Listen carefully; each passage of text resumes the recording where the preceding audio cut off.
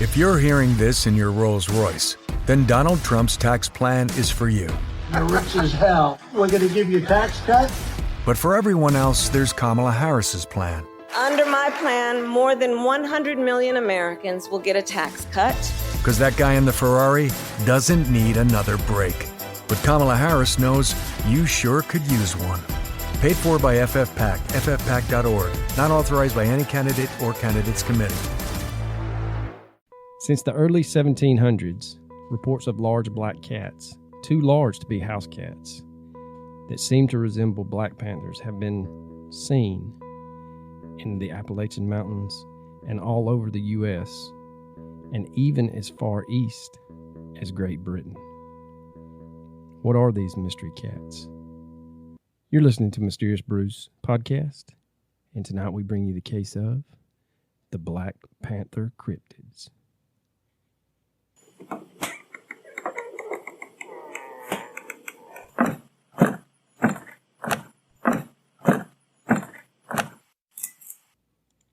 Welcome to a deep, dark, dank, moist basement somewhere in the bowels of Georgia. As you can tell from the intro, things are a little different this week. Unfortunately, Coach has had an opportunity arise that he just cannot say no to. And so for the next couple of weeks, you're going to get one half of the dynamic duo along with some guest hosts. And so tonight we are proud to have Mr. Rob from the Cigar Store Idiots. Mr. Rob, how are you? I'm good, man. How are you doing? Thanks for having me on. Man, I am better than I should be. I can guarantee you that. I bet you had a better day than me. That's what I heard. I heard that your day was not good. It was not good. It'll get better, though. It's already better now that I'm here. So now, since this case is basically all over the map, we decided to go with our tried and true favorite brewery. Well, mine, not Coach's, but Bearded Iris. We are drinking the Tunnel Vision IPA, and it is a little tasty. So if you know anything about our podcast, you know we were in love. We were smitten with them for a while. We tried real hard to get them to sponsor us, but there's something about interstate beer laws. I mean, you know, the federal government will fuck up anything. They will. I once knew a bearded chick named Iris. Well, when we first found them, nobody found it funny that I thought it was Bearded Iris. Wink, wink. They're all like, no, man, I don't get it. I'm like, really? You don't get it? Obviously, you don't get it often. So, but we've got some cool reviews. We got a message on our Instagram, and I'm sure you can relate to this message because the way he explained it to me, I feel like most of you are probably doing this week to week. And this is Jeremiah Miranda. He sent us a message and said, hey, I just want to say how much I enjoy listening to you two. I was yelling Shredder when you kept saying Splinter is the evil one in Ninja Turtles. Laugh out loud, but Coach swept in with the win. I can't tell you how much I yell things out while you guys are trying to think of it. I don't know if it helps, but I would write a 5-star review each week if Apple would allow it. Great show this week, and something sounds real fishy on how Jelani was found. I believe he was put there. Enough of my ramblings. Thanks again for all you guys do. Thank you, Mr. Jeremiah Miranda. We got another Patreon message that said they thought that this was one of the first urban missing 411 cases for Jelani Brinson. So keep the theories coming. Someone said that if it wasn't UFOs, they believe Sasquatch took a trip south. He could have. He could have. But that's enough of the BS. Let's get into it, Mr. Rob. Look, I just want to say that's pretty impressive. You guys got all these nice comments about your podcast. Because when I pull up Cigar Store Idiots Podcast comments, we usually get death threats. And there's been a dead animal or two mailed to the studio. Well, so. you know, now that we're using it, it could be ours. I mean, hey, I appreciate you thinking about us. As long as it doesn't land me in a hospital. Right. Or in a shallow grave. So before we get started, COVID thing, my son told me today that one of the kids that's on his football team had COVID last year, and now he's got the second strain. He never took the vaccine. No way. I was like, son, you were on the wrong side of that lottery. Yeah. You need to not go buy a lottery ticket. Look, I don't know. We probably want to get into a bunch of that, but I have a friend of mine, and her and her husband had went to Antigua to it was their anniversary, so they go to Antigua. They get down there, day 4, he starts coughing his head off, like he's coughing like uncontrollably. So of course they go to the clinic down in Antigua. I bet that's high class. I bet there's fly trap. Get that paper. Chicken out of here. We trying to x-ray this man's lungs. But they go down and sure enough, he's got COVID and she's been exposed. So they're trapped. So what are that's a good question. Yeah. Well, yesterday, now he's in the hospital. Oh shit. Yeah, it's not good. They got him on oxygen. He's got an IV. She's all alone. And can't go see him. Can't go see him, and she can't leave. She can't come back to the States because they're under quarantine.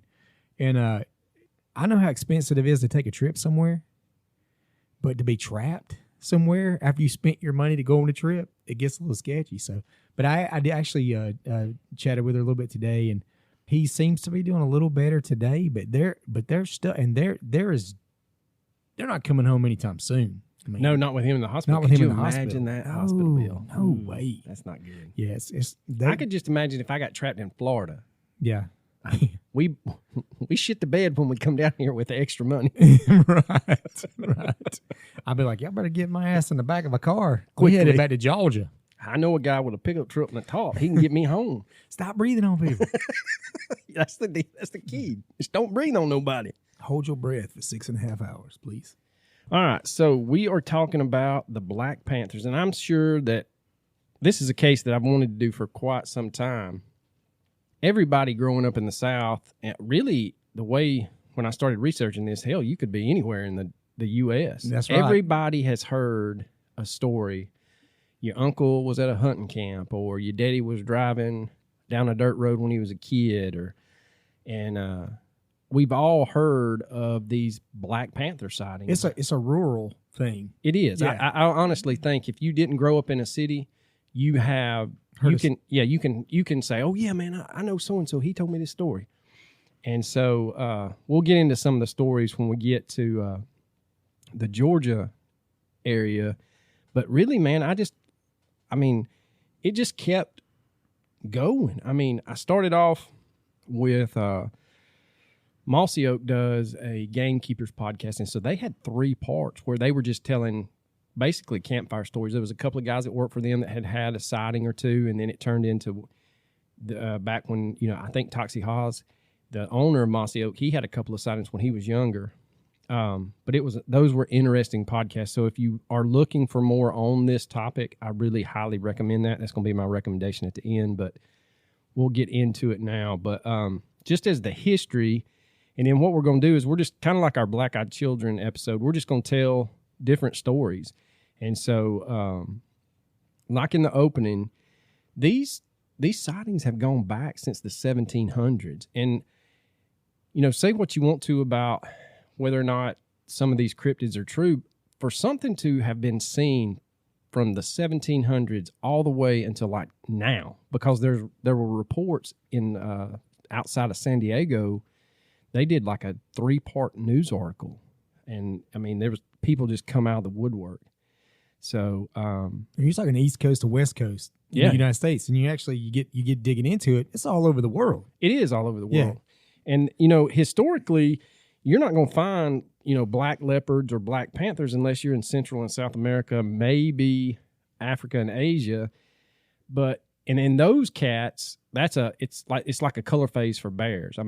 It's common down there, but, and we'll get into the science behind some of this, but the two species of big cats in the Western Hemisphere are the jaguar and the mountain lion. And the mountain lion, and that's another thing that I kind of learned too, because you've heard it called everything. A mountain lion can include pumas, cougars, or catamounts. And basically, all 3 of those have been all over the continental U.S., as well as much of Canada, almost all of Central and South America. So it's not like it's an isolated population of pumas and cougars. So, but there's never been a single recorded black phase in a cougar. And that's where the scientists throw the BS card out, and they say that that the only thing they could be seeing is a jaguar, and jaguars don't come into the U.S., even though a couple years ago there was a trail camera. I believe they had footage of one in like the border area of Arizona. And so, you know, the Appalachian black panthers, anytime someone brings it up to scientists or biologists, they refuse to recognize it. But from Tennessee and West Virginia to the north, reports of these are fairly frequent. And then one thing I saw too, this when you talk about the pigment or the color of the you know, those animals, I don't know if they don't so much have a fur, they have a skin, right? So there's a lot of animals that take on that black trait. Like you can see several different types of animals that are just like a normal chicken or a normal whatever, and it's black, completely black, kind of like an albino. You know, yeah, it's what they call it, melanism instead of albinism. Right. So you kind of maybe could throw that in there, that some of these cougars have maybe some of those issues. The one thing that's against it being a jaguar in Appalachia is the weather. Yeah, they don't like cold. They don't survive. No.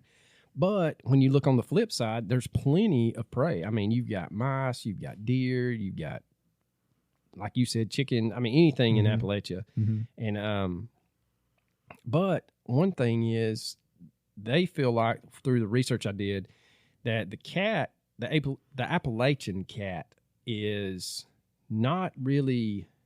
It's like I guess it would be called a subspecies of like a mountain lion, because I know there's a show used to be on Animal Planet called Extinct or Alive, and this guy traveled all over the world and he would find these things, and he found I think he found 3 that were supposed to be extinct, but he found them. And so in a lot of his shows he talks about, like on the island of Madagascar there was a dwarf hippo, and so it kind of evolution wise it didn't need to be as big as an African hippo. And so the thing with the Appalachian is, once you get inside that canopy, I mean, it's dark. Mm-hmm. And so they may have just evolved to where that mountain lion population is black, but it's not very big. Right.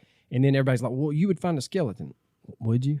Yeah. I've been in the woods a million times and never found luckily a cat. Come across some kind of bones, but nothing like that. I mean, and the thing is, a lot of people are like, and this goes, any cryptid, especially Bigfoot, well, you're going to find a body or you're going to find bones. Well, how many times have you walked through the woods and you found a snake skeleton?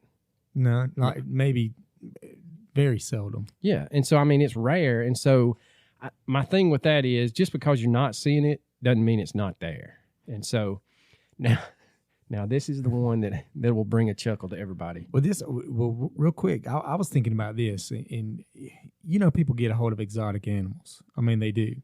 So let's just say somebody did have a jaguar in the area, and you'd be surprised what your neighbors have in the backyard that you don't know about. Or better yet, in their bedroom. Or in the bedroom. Yeah, true. I had a few cougars in my bedroom, time or two. No, I'm just kidding. These were just, never mind. Well, that's for another time. But maybe that's another show. But you got to look at it. I mean, it's a possibility that maybe at some point a jaguar had escaped from some window licker, banjo pickers rock eater shed, yeah, and hooked up with a cougar. Lottery ruined my life. I didn't buy the double wide, but I bought me 2 Jaguars and a PT Cruiser, used purple with flames. Everybody knew it was me. That's right. But I think it's a possibility that could be something real that happened. Oh yeah, look at the explosion of pythons in Florida. Yes, that hurricane broke all those. Andrew come through. Oh and man, heck, I saw on the news the other day. Those have evolved. Yeah. They evolved to where they can hold on to the cold. Well, not hold on, but they survived the cold. Right. And there was an Indian rock python and then the regular python. The Indian python is more aggressive and it can climb. It's a climber. And they've crossed species. Now they're a whole different total python. And yeah, they're ravaging the Sunshine State. I mean, they're killing any and everything that they can eat. They don't have a predator. There's nothing to control the population. So no, and that's the biggest thing down there. I mean, I know the Florida Game and Fish do they've got a bounty. You catch them, bring them to us, we'll give you some money. Yeah. And I'm talking now, you know, when they first started, you were getting 2-3 footers. Now it's not uncommon for you to get 6, 8, 10 footers. And they'll gut them open and they've got 30, 40 eggs ready to. Yeah. Yeah. There's nothing to control the population. They're like wild pigs. Yep. I mean, when they breed, by God, they breed. They're the kudzu of the snake world. That's right. That's right. I like how your analogies work. But now this is the big one right here. And I will say that where I grew up, it was a little redneck, but I've never heard of this one until I watched Mountain Monsters on that American History Channel. Yes. And it's the Wampus cat. I can't say it without laughing. I'm just going to leave it alone. I'm going to leave it alone. But basically, the Wampus cat is what they call a black panther or a black cat in Tennessee and West Virginia. More, you know, I really like to throw shade on Tennessee anytime I can, but I'm going to go to their defense on this one. This is straight out of West Virginia. Okay. That's fair. It's fair. It is. Now, it's described as a large panther-like cat with glowing yellow eyes, and sightings have dated back to the colonial days of the U.S., and the origins of the Wampus cat, or Wampus beast, as it's known, are in the Native American cultures.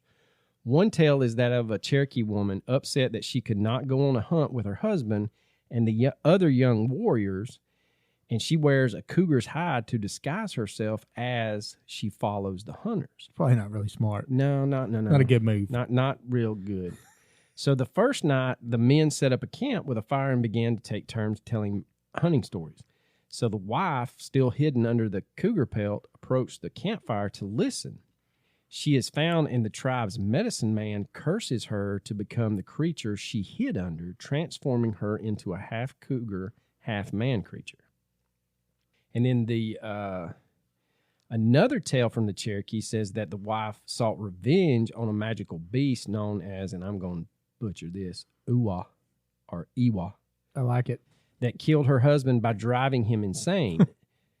To do so, she wore the skin of a mountain lion, and when the beast saw her, it tried to use its magic on her, only to have the spirit of the mountain lion, still inhabiting the pelt she wore, turn the magic back on the beast, causing it to flee. This particular tale states that the scorned woman's spirit is hunting the fleeing spirit of the beast to this day. He could probably lay some correlation to this creature to maybe my ex-wife. Scorned? She scorned and she drove me insane to the point where I almost killed myself. But here I am. A man of many talents. A high bill in the old psychological department. Yes. But you have many talents. All right. So other legends tell of a witch that roamed West Virginia, hunting and killing livestock at night. You know, when in doubt, blame it on a woman. Well, or a witch. Too. Yeah, a witch one. or a woman. Yeah. They're the same. So the townsfolk hunted her down and caught her in the middle of her transformation from a large cat beast back to her frail old human body. And when I read this, I thought about that old the witch in Snow White, how she just or the hot red-headed witch on Game of Thrones. As long as she had that necklace on, she was on and popping. Yeah, take that necklace off, it's like, oh, it's like Shrek. Ooh, oh, good God! Oh God! Put the rock back over the hole. Yeah. So they attack the witch. They leave her for dead, but she lived forever stuck between two forms, half cat and half human monstrosity. So basically, the Wampus cat is a cross between a human and a mountain lion or a cougar. The cat's fur covers the entire form of the body. Its forelimbs are shaped more like human arms, and its end in paws that are almost hand-like. The creature can walk on its hindquarters, though still runs on all fours. It's attracted to fires and has been known to attack campers, but more often just steals food, even when the food has been secured or hidden. Now, in S.E. Schlossler's book, Spooky South, there was a story of a Wampus cat encounter, and it goes that during the turn of the 20th century, a hunter by the name of Jinx Johnson, who lived on the West Virginia border, was out hunting one night with his dogs. He found that the Appalachians were not very welcoming to him and his dogs, and he heard one of his dogs begin to whimper, and it ran off the path they were on. Suddenly, the forest air filled with a putrid odor, like an animal had messed with a skunk and fell into a bog. Jinx then heard something howl behind him. He turned around quickly, dropping his rifle in the process, and found himself face to face with a black cat-like beast with glowing yellow eyes, saliva dripping from its large fangs. As any man would, Jinx was petrified. He described the creature as looking like a mountain lion, but it was standing on its hind legs. The beast howled once more, causing the fight or flight response to kick in, and Jinx chose to run like the wind. Did he have a gun? He did, but he dropped it, and that's what I don't understand. When shit hits the fan, I feel like, and I may be wrong, I'm not letting go of... I'm not dropping my gun. No. It's a Marcus Luttrell situation. That's right. That thing's 6 inches from me at all times. All times. especially you got some critter with jaundice behind you, yellow eyes glowing at you. It's hacking up a little. Running as fast as he could to a nearby friend's house, Jinx could almost feel the breath of the beast on his neck as it chased him through the woods. He made it in the nick of time, and Jinx's friend slammed the door shut on the beast. Jinx and his friend had to hold the door shut as the creature tried to get in. Eventually, the creature gave up and wandered back into the woods. Jinx spent the night and the next morning trying to find his dogs, and when he did find them, they were cowering in a nearby barn. After that, guess what? Old Jinx, he didn't go hunting at night anymore. He may have been the first documented vegetarian right there. Right there. He's like, I'm not hunting anymore. Turned him. If it ain't growing in the backyard, I don't need it. It turned him right there. Wonder what that dog tastes like.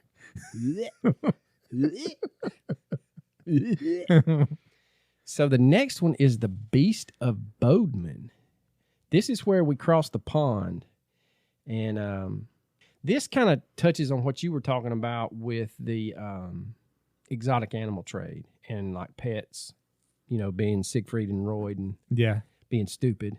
Money, may not buy you happiness, but it will buy you a bunch of dumb shit. Well, I just heard recently there's a neighborhood in Texas. I forgot what part of Texas, but they're all on the lookout for this giant king cobra that got loose from this guy's house.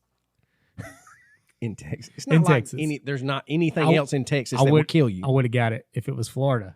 Yep. It would have made more sense. But Texas, nonetheless. I wanted to put in the opening, we did the kind of Florida man story where he was found with a 45 pistol, an empty bottle of Jack, and some enriched uranium. He was trying to breed and a rattlesnake, and he was trying to make a super snake. And I was thinking if I could have remembered his name, I would have put him in the opening saying maybe he got successful. He got something to do with this. Oh my God. You just can't have a good time anymore. You can't take your snake and drink liquor. What is the name of, what was that movie that had, I think it was, Val Kilmer was in it, and you had, who's got, Marlon Brando is his last movie, I think, where they crossbreeded people with animals. I know it was the island of Dr. Moreau. Dr. Moreau, That was it, yeah. Maybe we have one of those guys over in West Virginia splicing critters together. I don't know. He might not have been splicing critters. Splicing DNA. This looks just like your Aunt Susan. Why does that tree not have any branches? Don't put it in that beehive. Do you know? Yeah, the old Indian story. Yeah. He slapped her on the butt. After check them from Wall after the 375th sting in my groin region. Doc, can you do anything about realize the itching? itching? It was a bad idea. I like the swelling. We'll take all the swelling we can get. Yeah. All right. So the Beast of Bodmin. The Bodmin Moor is an area of national parkland in Cornwall, which is in southwest England. And since 1983, there have been over 60 sightings of big cats in the area. That's a lot. That is quite a few. And some of them suggest there may be a whole breeding population on the moors. One recent sighting was of a mother cat and her cub together, which would lead you to believe somebody is having babies. Mm-hmm. Now, despite all of the sightings, the British government reported in 1995 that there was no evidence of big cats on the moors. And if the government tells you it's so, man, they ain't going to lie to you. No. Why would the government lie? Ever. Ever. Tell the truth. Since 1995, there has been some some tangible evidence that has been a little startling that has come to light. A 20-second video was released in July of 1998 that shows a large black animal roaming the moor. And we actually have the YouTube web address, and I'll try to put that on our socials. But basically, a lot of the experts that are champion that these cats are real believe that this footage is the best evidence to date to support that they are in the area. And many also suggest that the beast may be a native species of cat, which was thought to have become extinct over 100 years ago. Around the time the video was released, Maurice Jenkins, a quarry weighbridge worker, was driving near Exmoor, which is also near Bodmin, and he spotted an odd creature at the side of the road. So he turned his car headlights onto the creature, and he said, quote... Are you doing this in an English accent? I can. Quote... I can't now, and I'm laughing. I just want to hear the first sentence. It was a big black pussycat. His eyes reflected in me headlights, and I slowed down so I could get a better look, and it sat watching me. It was the size of a collie dog with a jet black head and tail. He leapt away and made off into the fields. Was he in Magic City? Yeah. He saw a big black pussycat? Big black pussycat. I heard them lemon pepper wings was fire in Magic City. Them big black pussycats all over the place in there. So, sorry. Real biological evidence have also been found in Bodmin. A large skull with huge fangs was found near the river Fowey on the Bodmin Moor, and the bones were sent to a mammal specialist. That was a TV show. Cunning linguist I is. Manimal? Remember that one? Manimal. Sent to a mammal specialist at the British Natural History Museum, who, when examined, quickly realized that the skull did not belong to a creature normally found in the English countryside. Well, what gave it away? The big fangs, or that it was a big-ass cat? Because of the size and the position of the teeth, they also concluded that it was the head of a large meow meow. Wow. It took all them smarts to figure that out. Yeah, you know the guy that picked it up out of the bog was like, ain't nothing I ever seen before. I've never seen one of these ever. So in November of 1999, a series of farm animal mutilations on Bodmin Moor caused a panic. A calf and 2 sheep were attacked and torn apart by an unknown creature, and a motion-activated infrared video camera was installed to monitor the moor. So fast forward to January 2001, reserve volunteers from a nearby Royal Air Force base used state-of-the-art night vision military equipment to hunt for the creature. And when the press got a hold of this, they asked the Royal Air Force commanders why they were out there looking for the fabled beast of Bodmin. And they were like, well, other than letting them run around and shoot each other with laser tag, why don't we just see if they can find something? Yeah. And so that's what happened.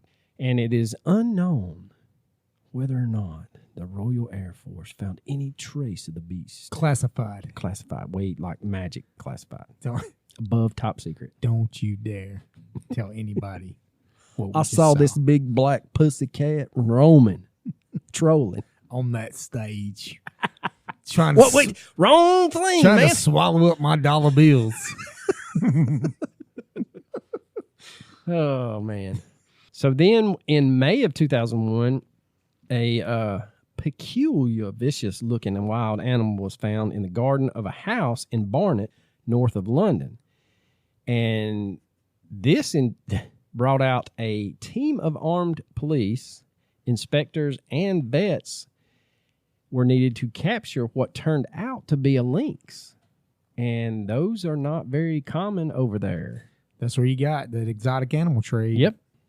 Now, in September of 1998, in the same area, which they say is near Potter's Barn in South Mims, and I'll just take their word on that's in the same area, they were told that those two communities were told to stay indoors while police looked for a large cat that was also sighted there. So if you're going door to door and saying, don't come out here, there's a big cat on the loose, I mean, there's some credence to that. Yeah. I'm definitely going outside. I am too. It's like rednecks and a tornado. There was a tornado just 4 miles from here. Where? I heard a train coming. I opened the door. It was dark. I told the old lady, I was like, get my teeth off the dresser. The news will be here in a minute. If it's going to hit, honey, it's going to hit right here in the park. Don't give me that Stone Cold Steve Austin shirt with a mustard stain on it. I don't want people to think I'm stupid. Get my Undertaker shirt.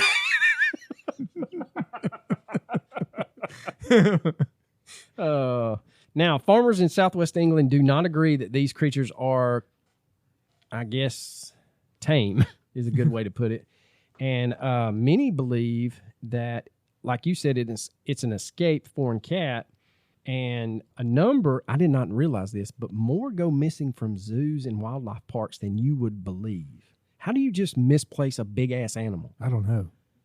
I mean, it's like Tiger King was out there, and he's like, damn it, she's just obsessed with me. I'm going to let my cats go. Well, if you remember on that show, the guy was trying to open up the whole door to Tiger King. The guy was trying to shed some light on the illegal venomous reptile trade. And this guy's out there. He's got a snow leopard in his pedophile van. And he's like, I paid $1,200 for it. And that thing's out there just like About to die. About to die in the freaking Florida heat. Yeah. Yeah. So, I mean, apparently those things are attainable. Like you can, I mean, you don't even have to be on the dark web. You don't. You can just go buy one. Yeah. Any kind you want. Now, a lot of people believe that they are escaped animals from private collections, and if I have an illegal animal and it gets loose, I sure shit ain't calling the cops like, Jimmy, hey man, the cops came and stole all my weed. Yeah. Who are you going to call if your exotic animal escapes? Because your ass is in trouble. Yeah. Be like, I don't know what y'all are talking about. Yeah, in Britain in 1976, they had the Dangerous Wild Animals Act, which made the ownership of big cats illegal.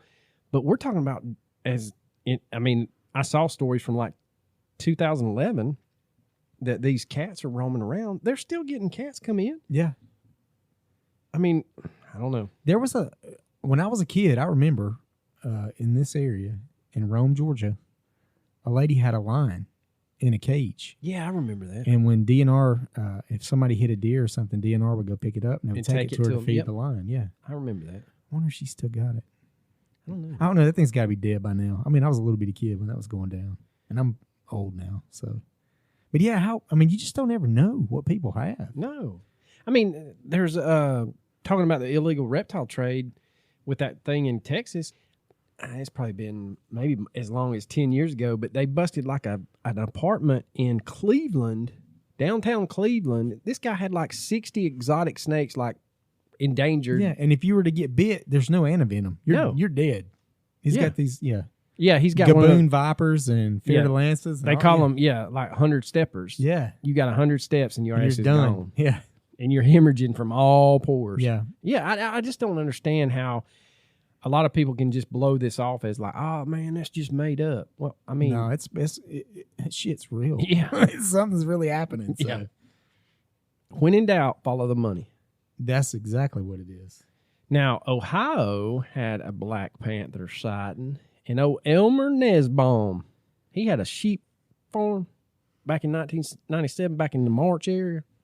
I just saw the first sentence where it said Elmer Nesbaum and pinned a sheep. I was like, oh, what's the next sentence? I didn't want to read the next sentence. It's not in West Virginia. Just turning this off now. So when he went to the sheep pen, which was built on a concrete slab, he only saw the edge of a mountain. Sorry. He had some red ball boots. Yeah, he did. You just get them to the edge. And they just they'll push back. They push back.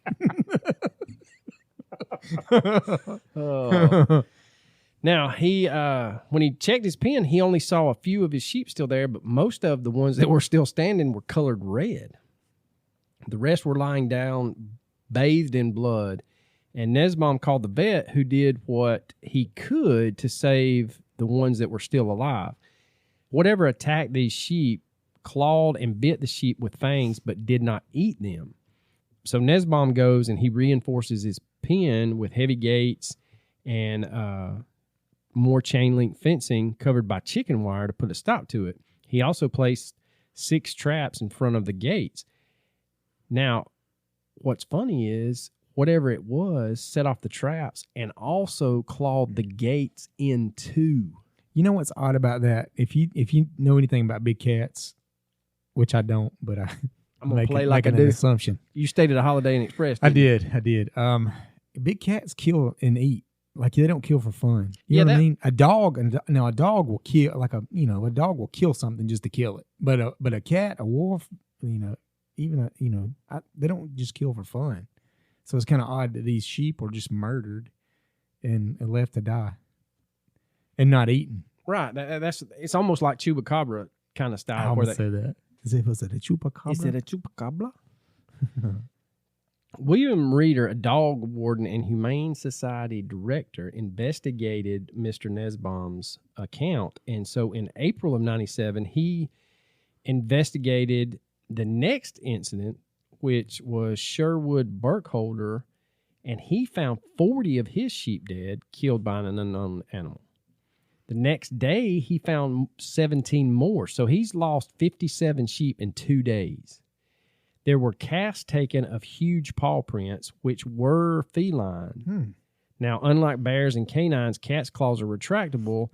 And as the slaughter increased, credible people began reporting sightings, with the first in April.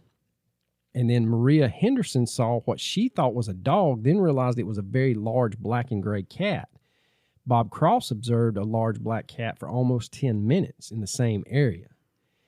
Fast forward to May, a deputy saw glimmering cat eyes in the beam of his spotlight, and that was corroborated by tracks. Lou Abile went to his barn, and as he was walking back to his house, he saw feline tracks that weren't there before. Apparently, the cat leapt from the hayloft and walked away. That would have scared the shit out of me. That would have freaked me out. There would have been feline tracks and feces, human. Yeah. There was two. There was a physical movement and a bowel movement. Barbara Price saw a large black and gray cat that also left tracks. Fang marks were found on a German shepherd's neck. And the sheep killings continued and expanded to peacocks, domestic ducks, and a dog. 2 more people saw the large dark cat, and a veterinarian examined what was assumed to be the animal's droppings and found that they were characteristic of cat scat. Could you imagine that being hey doc, you take a gander of this poop. It's cat scat. He's like, no, cat scat. I ain't got to touch it. I ain't even got to smell it. I already know what it is. A little nutty. Austin Powers. This coffee tastes like shit. It's because it is. It's because it is. Well, at least you know. Now, Reeder and a deputy joined 2 Lafayette police officers who had the cat in sight. They held it in the spotlight beam, circling towards it. The cat began to walk toward them docilely at first, but when it was within range of the tranquilizer guns, it sped into the woods, leaving the familiar tracks that everyone had seen. How about we just knock a leg off? Just shoot a leg off. Something. I just gonna maim him. I've never met so many unprepared people when it comes down to tracking down a killer wild cat. Nobody's got a gun. Nobody's got a video camera. Nobody's got shit. At what point did you not think video?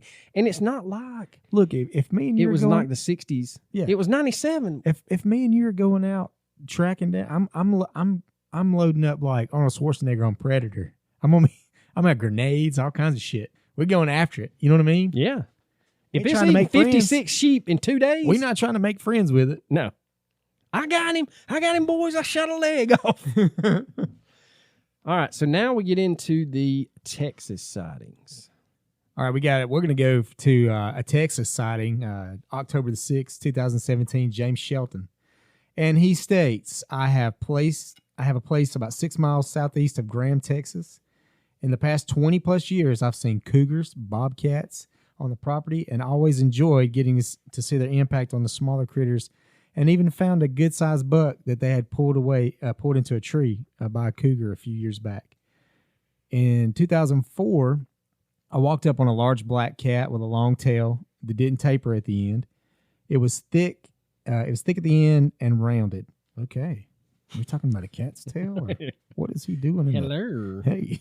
How you doing, Mr. Shelton? I startled it. I bet you did. I bet you did. I startled it as much as it surprised me, and it quickly went down into a gully that it may have just come up out of when I came along. I was so shocked by its size and color. Man, I know. I actually followed down the large rocks pretty stupid until I realized that that was not very bright. So he was following this thing with its girthy, round tail. Black, girthy, round tail. I told some... I guess that's the Texas Park and Wildlife. Okay, I was about to say toilet paper? Yeah. TPW. Okay, all right. About the sightings, they looked at me as if I'd seen the Pink Panther. Oh, damn it, I ain't lying. This guy is a big fan of Lone Star beer. He drinks a lot of that shit. It's good beer. I ain't gonna lie. When I told a local who had originally thought I was crazy, when I told him the cougar was on my place, he later verified it. Immediately perked up and shared a story about a woman feeding horses and seeing something similar at dawn a few days earlier, a few miles away. So that kind of gave him some validation. I ain't stupid. I know what I saw. I know I didn't smoke all of it. The animal was dark, I'd say black, but it did have a pattern of a lighter brown honeycomb marking on it, even on the tail. So that's a jaguar. That's the markings of a jaguar. Yeah. I set up a game camera, and never got a photo. I have not seen the big dark cat since. Still getting a cougar every few years, and several bobcats came around. But I think someone on surrounding properties killed them. People are afraid of cats. They're afraid they're going to kill their pets, their goats, calves, and then they kill them because, that livestock's money. Yeah. So, no, it's been too long to really mean anything. Just wanted to let you know, regardless of what TPW says, there are large black cats out there. And I think this is a good point in our little discussion here. I've heard of, and this may be an urban legend, but I've heard of an old farmer around here actually going to the Department of Natural Resources and saying, look, man, y'all going to have to come out to my place. There's this big-ass cat out there, and he's taking some of my calves. Sir, there's no such animal around here.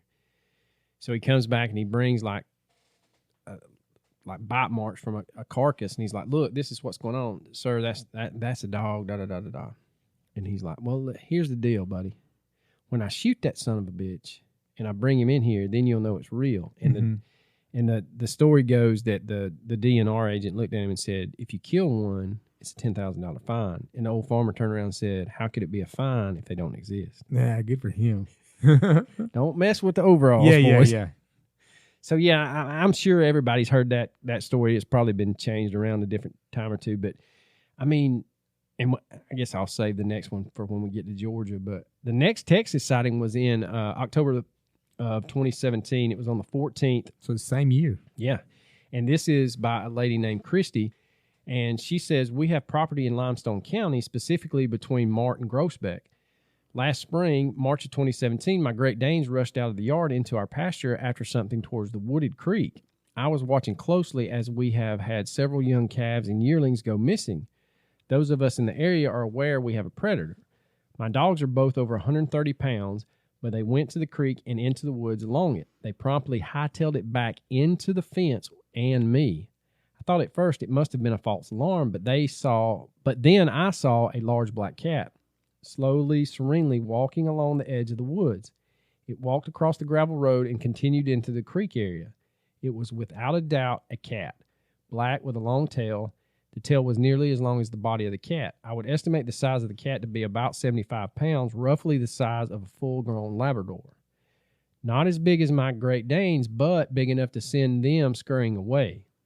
When I was speaking of it with one of my neighbors, she told me that everybody knows that there are black panthers in the area. Now, we are fairly new to the area. Her and her husband and a laborer got too close to one building a fence near the woods creek line. That doesn't make any sense. Her husband and a laborer got too close to one building a fence. Was the cat building the fence? Because that don't make a whole lot of sense. He's like, I walked out and this cat's got a... Bring me a sandwich. Hey, I need some more nails. So anyway, she said they were putting in post and heard a little rumble. They looked up, and in a tree not 15 feet away was a black panther watching them. She said they commenced to backing away, yelling and waving their arms. The panther jumped about 10 feet out of the tree the other way and walked deeper into the woods. She just laughed and said they took a long lunch and came back with guns on their hips, but they didn't see it again. She didn't tell me when that happened, and she was so casual about it. I didn't think there was anything unusual about it until I was looking to see if there are panthers in the Gatesville area, only to find out the existence of what I saw and what the locals accept as common knowledge is denied. Well, yeah, they ain't going to tell you that they're big-ass cats running around. People shit their pants. Yeah. Well, that just goes right into October 19th, same year, 2017, in Euless, Texas. I encountered what can only be described as a black panther on Wednesday morning, October 18th, 2017, around 6:15 a.m.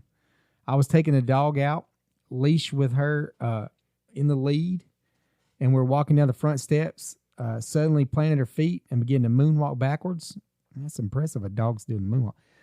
I looked up and screamed because less than 7 feet from us was a black, powerful built animal.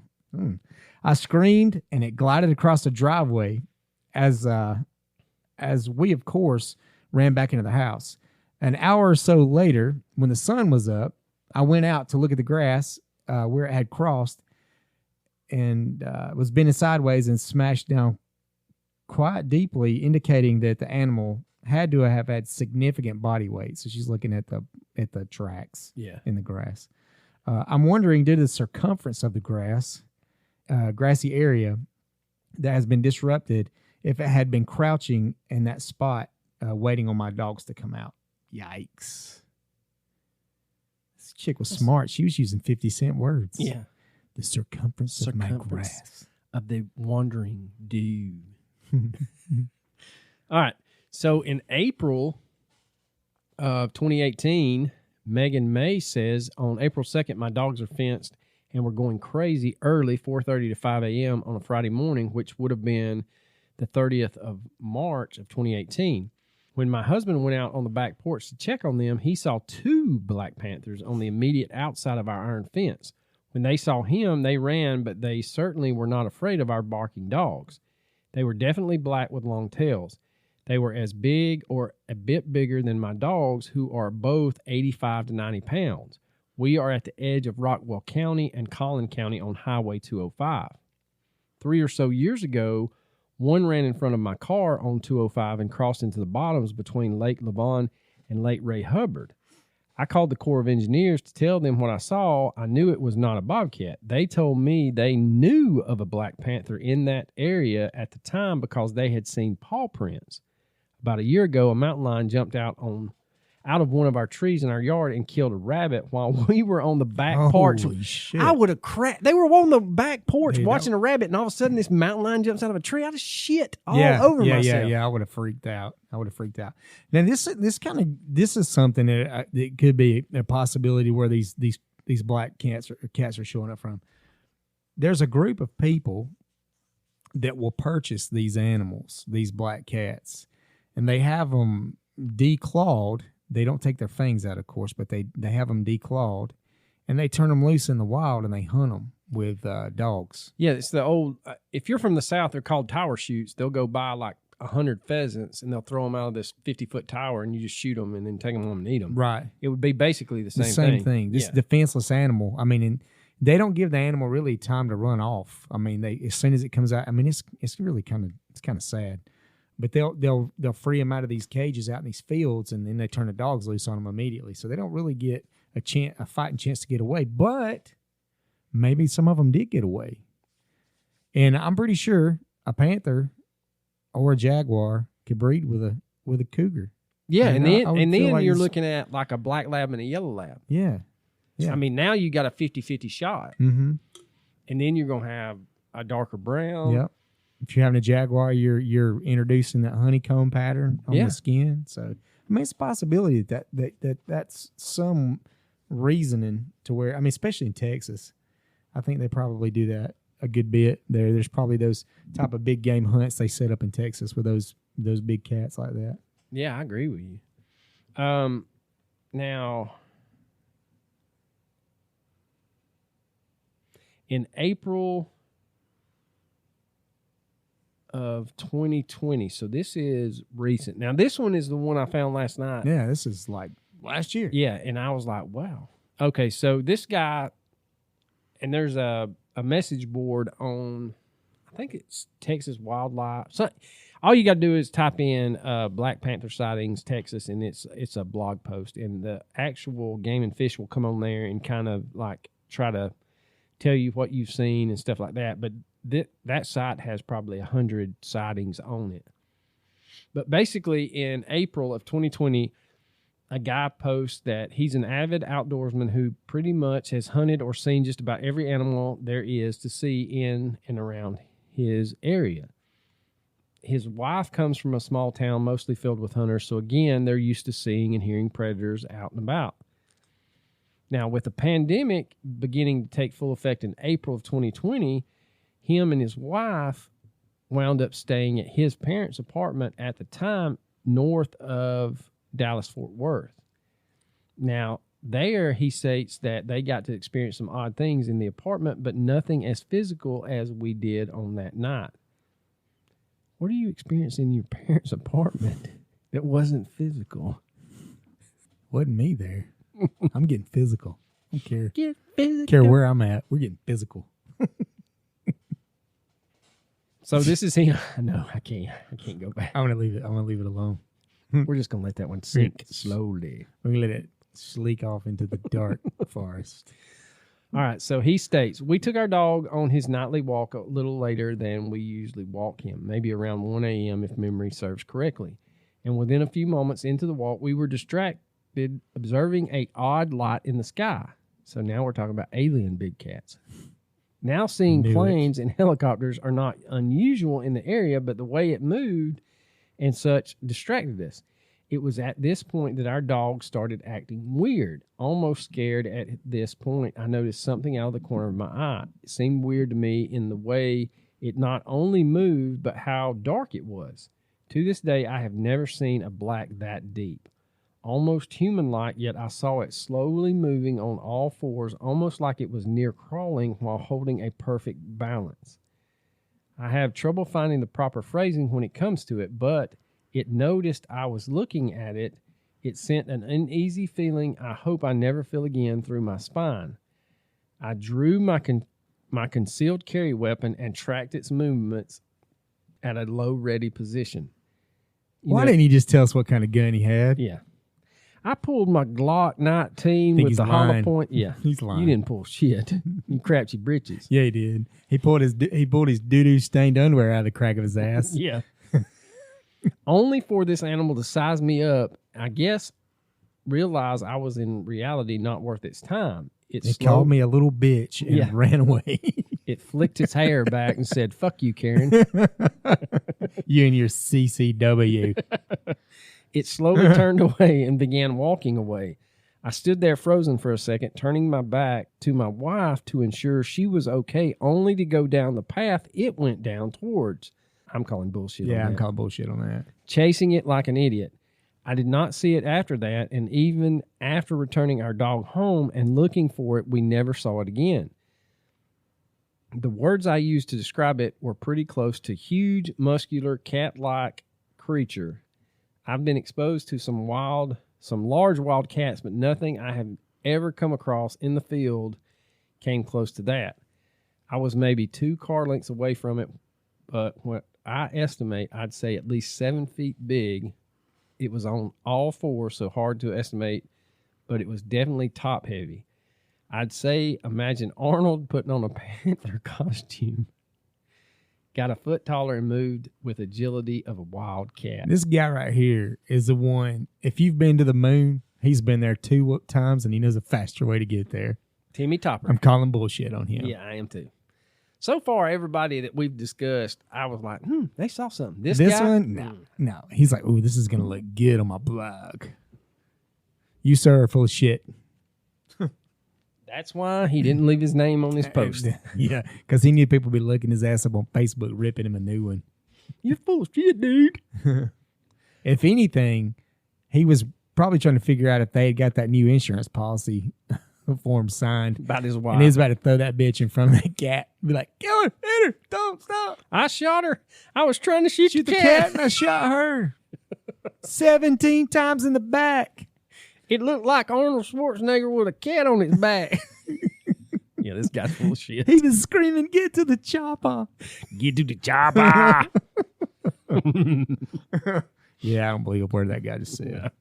All right, so now we get into the hometown stories. Georgia. Georgia. And I didn't realize this until I was writing my notes. One of the oldest sightings in the state of Georgia was right here in the hometown of your studio and your podcast. Oh, yeah? In 1958, near Rome, Georgia, a motorist reported that a huge black panther jumped on the side of his car and left muddy paw prints on the side of his automobile. Other reports in Georgia exist, some in the metro Atlanta area. So Well, that's the wrong kind of Black Panther, though. That's true. We talking. Yeah, we're talking about two-legged. I didn't mean to interrupt your Black Panther party. But if you take it at face value, that in the 60s, so I mean late 50s, early 60s, that's the whole I'm gonna flaunt my money. You know them son of bitches are in leisure suits with Black Panthers on chains walking them down the damn street. Sure they are. Sure they are. Let's go look at in Lorraine Coleman's book, Mysterious America. Or Lauren. No, it's not Lorraine, it's Lauren. Sorry. He mentions, that's that public school education I got. He mentions in a report in 1975 where a local paper in Stockbridge, Georgia ran a story with the headlines, "Something Screams in the Night." Well, in the when was this? In 75? 75, it wasn't me. No, it wasn't me. I wasn't responsible for that. I was one. a baby. I may have been screaming in the night, but you'd have known it. Yeah. I was, yeah. According to the report, people in the vicinity reported seeing a sleek black cat having a long tail. The animal also had very large eyes, so much so that they were described the size of silver dollars. Silver Dollar City. The report also mentions that the farmers pinned up goats that had been killed by had pinned up goats that had been killed by the animals. A few days later, a few residents of Stockbridge reported seeing the same animal. These reports caused such a ruckus that city officials, and Department of Natural Resources set traps all over the area. Officials at the University of Georgia, specifically Dr. Ernest Provost, weighed in on the topic. He declared that there may be panthers here, but they're not black. This black business has never been proven, nor have we ever gotten a black panther. The curator of the Atlanta Zoo at the time, Ron Jackson, mentioned that black panthers were not biologically impossible, but so far no one had one. Man, so the curator of the zoo didn't shoot it down. I mean, he just was saying that it's a possibility, but nobody has anything to really bring to the forefront to prove it. Yeah, and I think that's the thing, when you have, and people can say what you want to, and I think about Louis Gizzard's story about the University of Georgia when he says that, that lady came back in the late 80s, early 90s and said they were just handing out diplomas. And he was like, no, you had to stop at the stop sign. They'd throw your diploma in the truck. Yeah, for real. But, I mean, say what you want to. I've had to go to the University of Georgia for a lot of education stuff. And like any university, you just don't have hometown people teaching at the university. You have some very good, well-documented research people. And so for that doctor to say, hey, there may be some panthers here, but I've not seen one that's the melanism, I mean, that holds some water. Yeah, he didn't shoot it down. No. I mean, he basically said it's possible. So no proof. Now in 2014, a guy wrote that I grew up in West Central Georgia, right on the Georgia-Alabama line. We lived out in the country and had a swamp down behind our house. I had a dog. Oh, I love people. Poor dog's name. I had a dog named Silver Chief. I bet he was gray colored. He's probably brown, to be honest with you. But when he was a puppy, I was a baby. We grew up together. I had graduated high school when he died. That has no relevance. No. Anyway, that dog was not afraid of anything, man or beast. We had been having some chickens killed at night and thought it might be a fox. One night I heard the chickens hollering, so I grabbed a flashlight and my .22 rifle. That ain't going to do it. Nope. That's going to piss it off. Yep. And ran to the chicken house. It was dark, but I saw some big and white looking jump over something. It should have said something. He can't type. No. He should have said it was dark, but I saw something big and white looking jump over the chicken wire fence. It was 7 feet high. I went in and there was 6 dead chickens. It was not long after that on another night I heard my dog barking. I could tell by his bark he had something treed. All of a sudden he screamed and ran back to the house. He had never run from anything. My brother grabbed the .22 and walked up into the woods. He was walking around and heard claws scratching on tree bark. He looked up right into the eyes of what we called the Wampus Cat. Or our Uncle Tommy. He's an idiot savant, heavy on the idiot.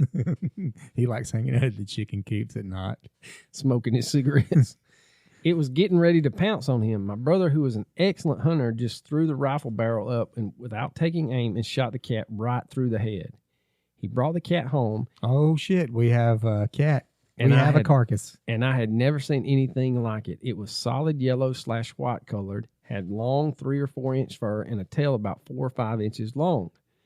Even with the short tail, he was 3 feet long from nose to tail.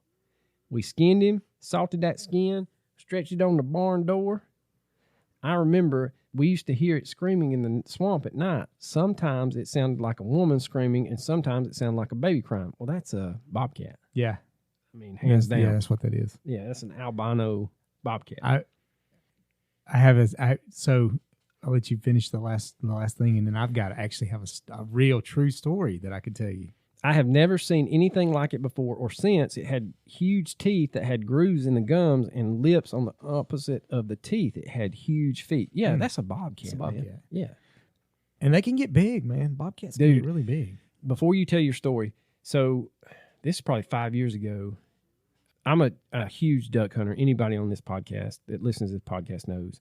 And shout out to Richard Hartline for, being a accessory to my addiction. I need to go. I've never been. I always wanted to go duck hunting. And inviting me to Arkansas. So I get on Google Maps all the time, and like an idiot, I find what looks like a good spot. And so a buddy of mine had a boat, and I was like, look, man, it's probably about a 45-minute boat ride. But we go upstream, and I think if we get there, there's an island. We may be able to get into the island, kind of catch them flying by to the cornfield. He's like, yeah, man, I ain't got nothing else to do. Well, it was cold as all get out. We got out there at like daybreak. Not one of my better ideas. So my son at the time was 12. And so he's in the front of the boat, and I'm trying to tell him, do not get in the front of the boat. Mm-hmm. So anyway, we come around, and we're puttering along. We come around this bend, and man, there's this bobcat on the side of the bank. And it reminds me of that story you told off the air the other day about grabbing onto those privets. It was one of those where the river had kind of washed out the bank, and so there was like a overhang, like the underside of a mushroom. Yep. And I'm not lying to you. This bobcat, it had to be 5 feet long, man, and it was just watching us. That's the biggest bobcat I have ever laid eyes on. And it's on the riverbank. I mean, there's farms all over the place. And so it's definitely big. That's a big enough size to take down a calf or a sheep or a goat for sure. I mean, 100%. And my thing with that whole, and I go, we've talked about this in and out throughout this whole episode, but think about it. If you're a hunter, think about if you hunt deer. If you're hunting deer and the deer are mainly in wide open spaces, their horns are bleached, or their fur or their hide is a lighter color. Mm-hmm. But if you ever hunt deer in a thicket and that's all they know, they've got big, dark chocolate horns. Yes. And so I'm thinking you may have, a bobcat that's crossed with a house cat, and, you've got a longer tail, and it's just dark colored, and it's mistaken identity. I'm not saying that, the black is not out there. I just think there's a lot of plausible explanations to these sightings. How it can happen. Yeah. I'll my dad's best friend, one of his best friends, this guy, if you want to know a real true mountain man, this guy, he cut his finger almost off with a chainsaw, went to the convenience store and bought thread and needle and sewed his finger back on. Still got his finger, it didn't fall off. Got bit by a snake more than once, never went to the hospital, just toughed it out. Just a tough old bastard. He's tougher than a $2 steak.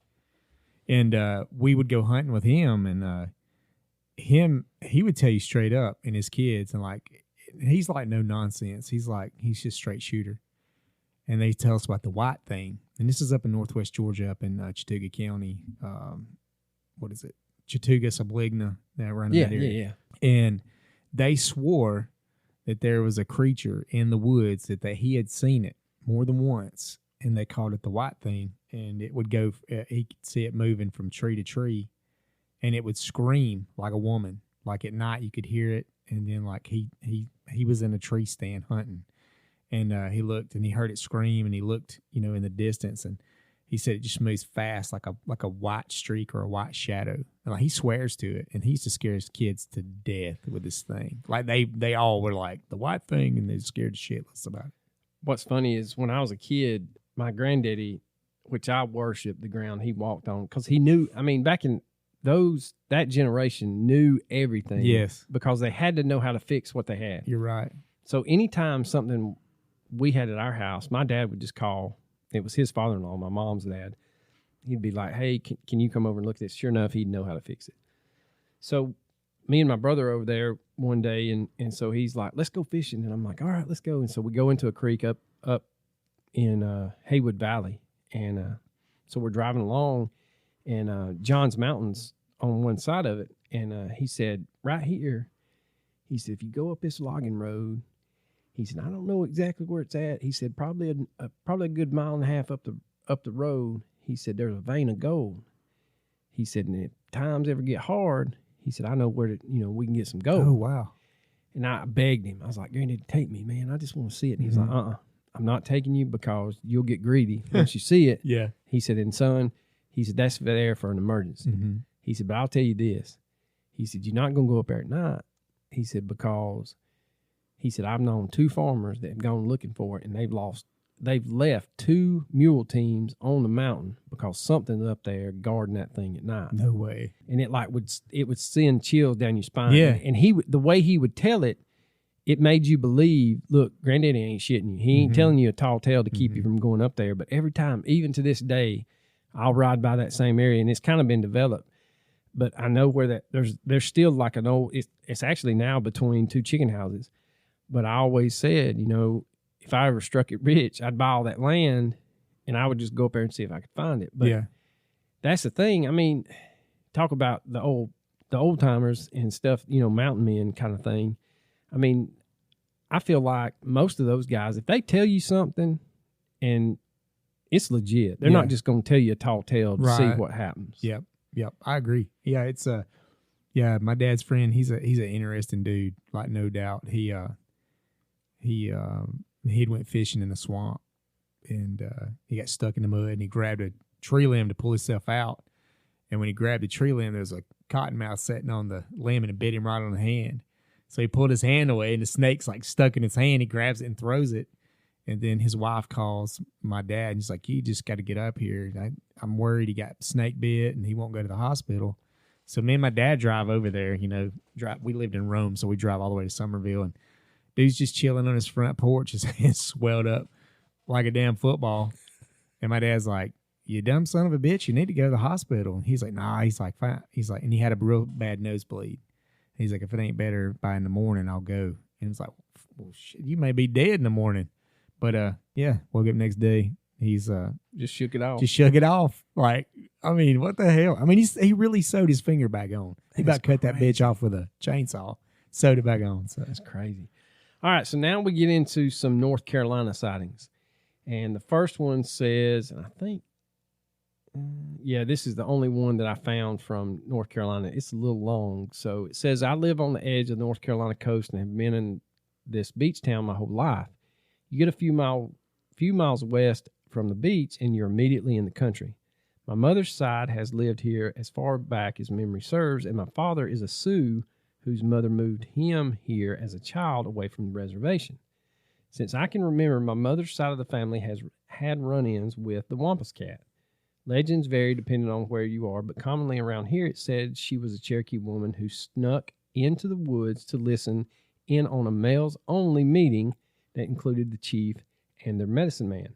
Not sure if it's the correct term for the tribe. She wore the skin of a cougar as a disguise, but she was found out, and the medicine man cursed her to forever wear the cougar skin. She now stalks people for what reason I don't know, but it follows me, and my family always has. That's wild. Yeah. We've gotten so used to the Wampus Cat, we just expect her when we move into a new house, or the seasons are changing, or we find ourselves in a moment of emotional weakness. When my mother had a rough day being bullied in middle school back in the 80s, she was crying and riding her back home down a country dirt road. The sun is setting, but it's not dark out yet. Behind her, she hears this shriek. I've heard it before, and it sounds like when an eagle screams, but with that gurgling gutturalness of a cougar's roar. I'm glad you had to say that. Yeah, that was hard.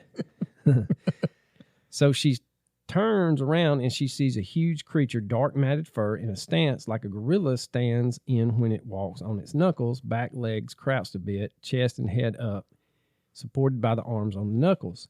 She turns around and races on her bike all the way home. She told her mom what she saw, and she calmly says, "That's the Wampus Cat. They never hurt us. They just like to spook you." And that was that. So I grew up with a native father, superstitious as hell, and practically jumping under the bed to hide when we heard the Wampus Cat scream in the backyard some nights, while my mom and grandmother just kind of acknowledged, "Oh, it's the cat again." And I have gone my whole life with this as completely normal. Even when I got married and my husband was out by the woods with me, we'd hear the scream, see the leaves on the forest floor kick up as it stalked us, never coming too close, and have to realize that two people who didn't grow up in my town, this was a terrifying experience. To me, it's like when you occasionally see a cardinal in the trees, a bit different than the day-to-day, but nothing life-changing. My closest encounter was one night in high school. My friend and I and her boyfriend were sitting on the front porch enjoying the nighttime salt air and lightning bugs. A huge gorilla-sized, extremely hairy animal runs up to the front of the porch and screams like hell has opened up. Now, I'm semi-used to the critter, but I don't want it 5 feet from me. We go to her bedroom and for about an hour hear it stalking back and forth under her window about 10 feet down. Coastal towns have raised houses on stilts in case of hurricanes. Growling, spitting, and screaming, rolling around in the foliage. Just being pesky and grumpy. Finally, it wanders off. All is quiet, and we fall asleep. No, I ain't falling asleep. Yeah, I'm falling asleep in another fucking state. Yeah. I am not sleeping, sleeping there there. ever again. Every once in a while, I'll still hear it. It's just life here. This town is extremely haunted. I've grown up a few miles from the Fort Fisher battleground and many historic and tragic places. I have too many unnatural encounters with all sorts of things to put in one post. She'd be an interesting conversation. We need to get her on your podcast. Yeah, for real. Be like, so when you come in, are you bringing those mushrooms? Oh, my God. About 10 years ago, I was on a bike ride with my father and sister and saw the strange feline. As we were riding through Bidwell Park in Chico, California, which is a large natural city park, we were somewhat between the upper and lower portions, and it was around 5 or 6 p.m. The cat was larger than any domestic cat I'd ever seen, but nowhere near the size of a mountain lion, which are occasionally seen in this area. It was solid black or perhaps even very dark brown, had a smallish head proportioned to its body, had round ears and an exceptionally long tail. The cat probably weighed as much as a medium dog, maybe around 30 to 40 pounds. I definitely startled it, and it quickly bolted with a graceful slink of your usual feline. A few years later, my parents purchased a lot directly across from the street from the area where I saw this cat. I haven't seen it again, but my father perhaps is a bit skeptic of my story at first, has seen a cat that matches that description on several occasions, usually after dusk. He even got within several yards of it by laying in the grass beyond the fence. We have not gotten any pictures of it, though. See, that's my thing. If you're seeing it regular and you know you're going to go outside to try to see this thing, why are you not trying to take pictures of it? I'm not taking my cell phone. Yeah. I'm getting somebody's 35 millimeter. Yeah. I mean, and somebody's 9 millimeter. Yeah. So I'll take a You picture hold of the that gun. thing when it's dead, got a hole in it. So the environment we have seen it in is rural. Only 3 houses in the area, all on acreage, though one decently busy road. Partly forest with oaks, cottonwoods, and silver pines, tall grass, and a lot of scrubby brush like elderberry, willow, grapevine, etc., and a creek that runs through the whole area. Other wildlife in the area include deer, raccoons, skunks, jackrabbits, coyotes, and occasionally a lone wolf. Every once in a while, a mountain lion will be spotted around our neighbor's mare and her new foal. So yeah, that's definitely going to draw me in. Some fresh meat, some bloody fresh meat.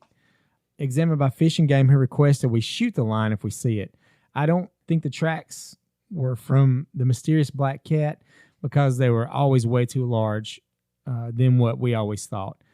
Plenty of birds, reptiles, rodents, and insects. Also, my parents have a very small now old domestic feline, and the neighbors have a large dog, which is usually inside, and a few horses.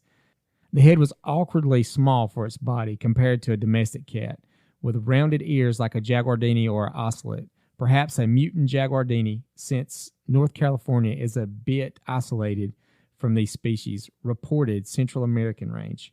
Also, the jaguardini seems smaller than our mystery cat that is around 30 to 40 pounds. Any ideas, she says. And a jaguardini, we'll get into what that actually is, but it's kind of like a subspecies. But again, we'll touch on that in a second. So it's a smaller version of a jaguar. I believe so. Okay. So in September of 1964 in Marion County, California, and this is Michaela Graham from Richmond, California. She says, quote, "People seem to think I'm crazy when I told them today that I've seen this big black cat that was not a house cat. Approximately 4 feet long or so without the tail, jet black, very beautiful and sleek. I have this big ridge, part of Miller Knox Park, right in front of my house.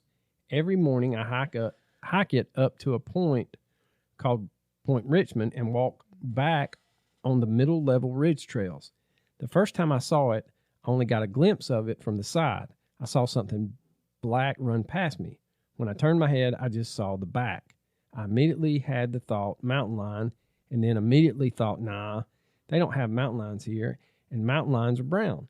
I thought that it's maybe a dog or maybe a deer that looked very dark. Talked myself into thinking that it must have been some kind of black deer.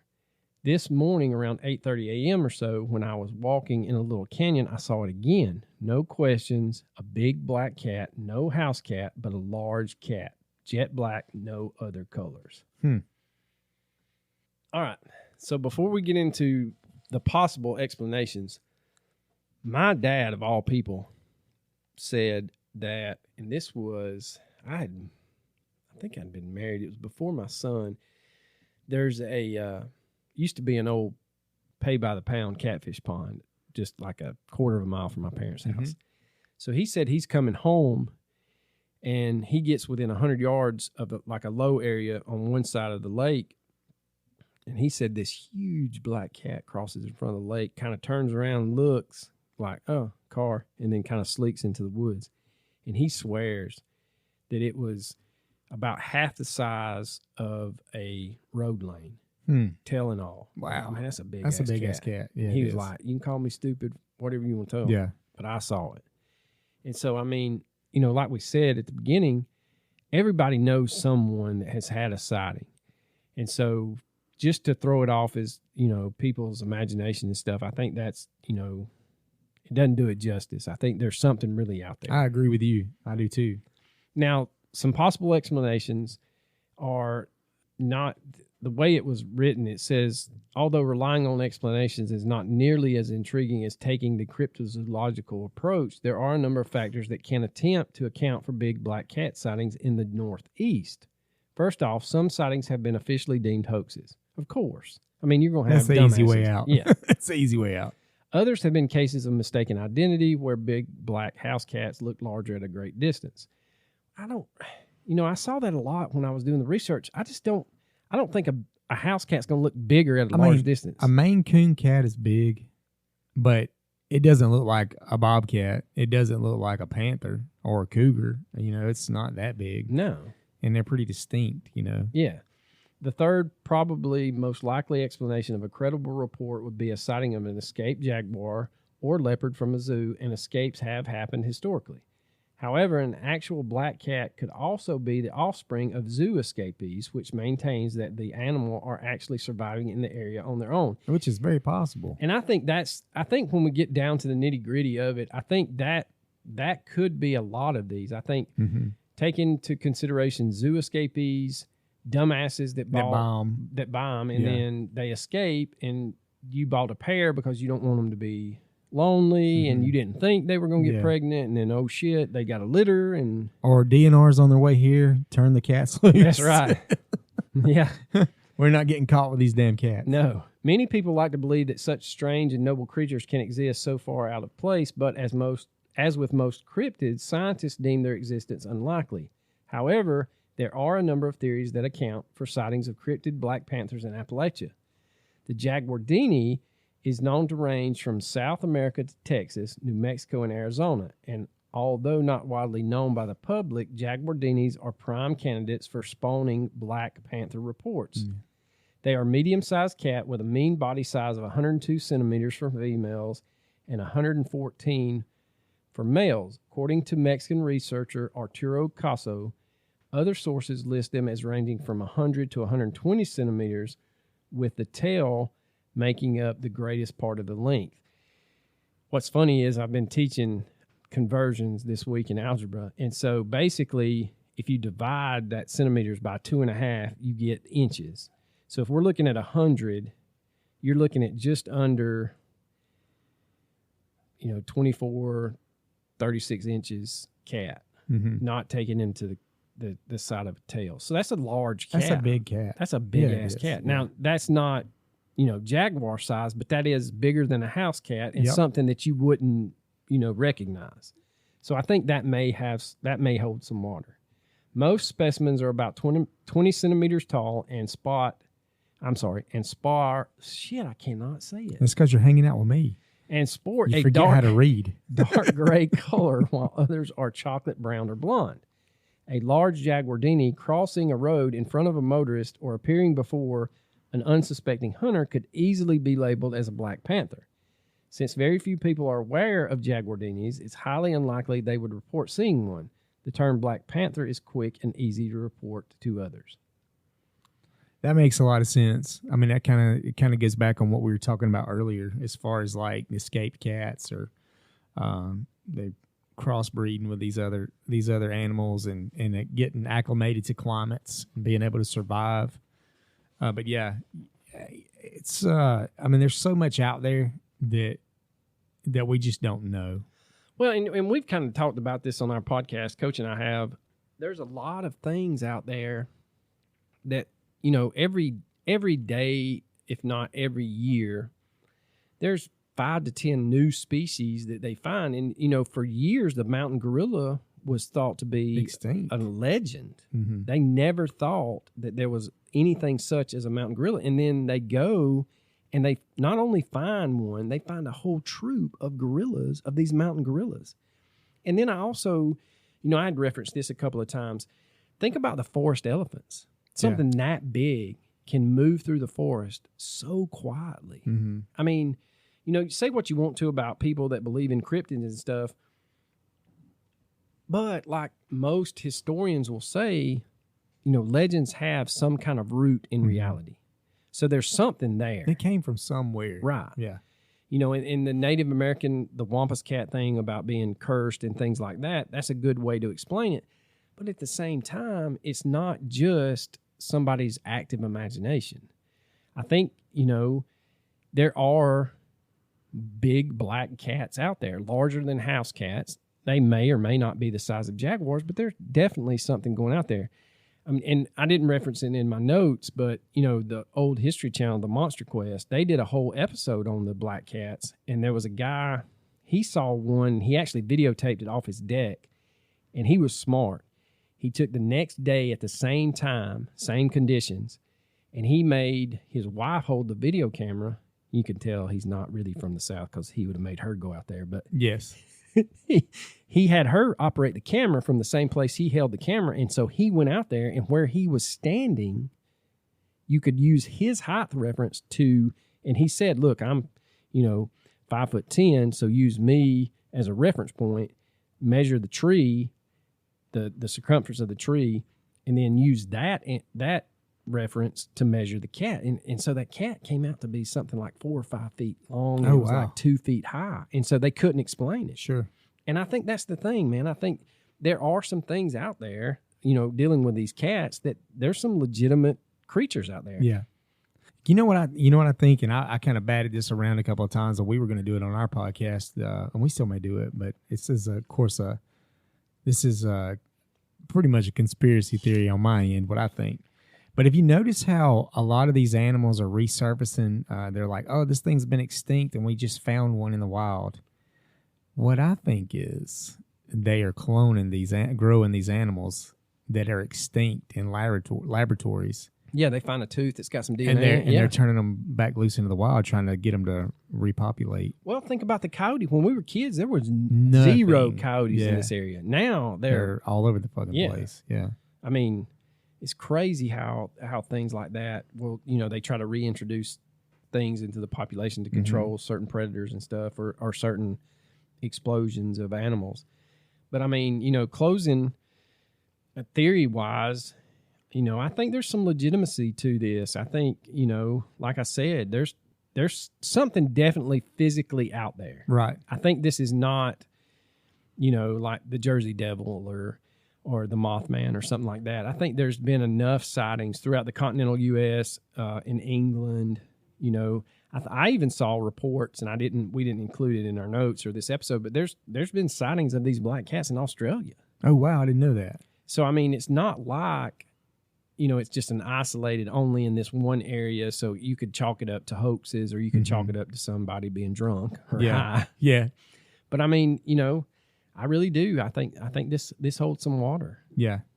There's some certain species of cat that's out there pulling a Johnny Appleseed. It's going out there and planting seed. Yeah. Everywhere it goes. Yeah. And now it's all over the place. You're right, man. Yeah. You're right. So we do recommendations, and I know I didn't let you, but my biggest recommendation is, do your own research, first of all, but look into that Texas, just type into Google, Texas big cat sightings. And I mean, the Texas, I think it's Texas Parks and Wildlife is what the TPW stands for, but they have a whole blog, and you can get on there and you can put your sighting on there, and the TPW will get on there and thank you for saying, bringing it to their attention and stuff. And then there's a couple of articles out near San Diego where somebody had seen one, and it kind of made the news, and then they were inundated with reports. And it's just, I think it was like as early as March of 2021, they were like, 3 or 4 people come forward, and I saw it here, I saw it there, I saw it here. And then they interview a Border Patrol agent, and he was like, look, man, me and a buddy of mine, we were patrolling the border about 5 years ago, and sure enough, there wasn't just one, there was 2 or 3 of them. Yeah. And so, the whole thing with the jaguardini and then some of those panthers and stuff creeping up from South America, temperatures are getting higher, especially in the Southwest. And so, I mean, that their range is kind of creeping northward. Mm-hmm. So, I mean, it's very possible. Very possible, I believe. Yeah, going with that and going back to people that are bringing these exotic animals in, and they're just getting loose, or they're tired of fooling with them and turning them loose, things like that. So, I 100% feel like there's a lot of validity in what these people are seeing. Yeah, I do. I totally agree with you. And I hope I don't. I hope I don't ever see one. Yeah, me either. So. Well, man, I appreciate you coming on and sitting in for old Coach, and hopefully thanks for having me. He's doing well, and like I said, he just had an opportunity that he could not pass up, and hopefully, he will be back. So those of you that miss Coach, this is not the end of the Coach, and he will be back, and we will get back into our normal mysterious disappearances and unknown killers. But again, man, Rob, thank you so much. Yeah, man. Thank you. It. Thanks for having me. All right. Well, ladies and gentlemen, deuces.